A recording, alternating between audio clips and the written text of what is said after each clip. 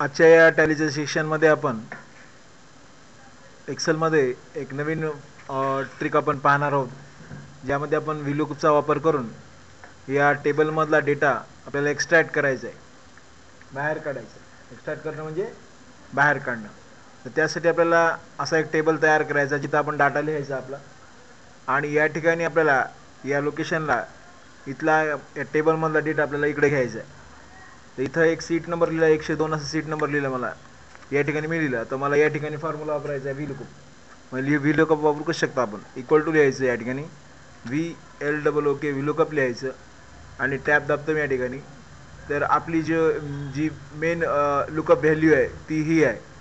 या व्हीलूकअप व्हॅल्यूवर क्लिक करायचं आहे, कॉमा द्यायचं आहे या ठिकाणी. त्यानंतर आपला टेबल ॲरेज दिसते का, ते लिहिलं टेबल ॲरेज. तर ही टेबल ॲरेज आपला जी रेंज आहे ती एवढी आहे.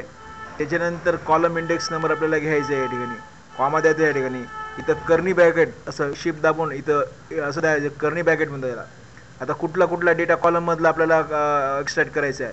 तर हा पहिला कॉलम आहे, हा सोडून दुसरा, तिसरा, चौथा, पाचवा, सहावा या सगळ्याच कॉलममधले आपल्याला घ्यायचे. तर दुसरं लिहायचं आहे, कॉमा तिसरा लिहायचा आहे, कॉमा चौथा लिहायचा आहे, कॉमा पाचवा लिहायचा आहे, कॉमा सहावा. या 6 कॉलममधले बी आपल्याला पुढचे जे कॉलम्स आहेत एक सोडून बाकी सगळ्या कॉलममधला डेटा आपल्याला एक्स्ट्रॅक्ट करायचा. हे सगळ्या कर्नी ब्रॅकेटमध्ये सगळं लिहून टाकून द्यायचं, कॉमा द्यायचा.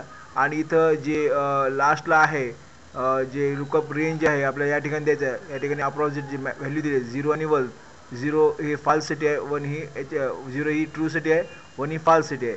तर इथं 0 ही व्हॅल्यू आपण या ठिकाणी एंटर करू आणि इथं ब्रॅकेट बंद करू, एंटर केल्या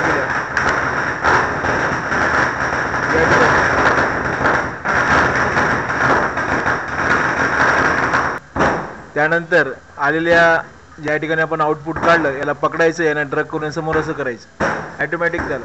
आता या ठिकाणी मी सीट नंबर 105 केलं समजा इथं, तर 105 मधला डेटा इकडे दिसणार एक्स्ट्रॅक्ट मधला.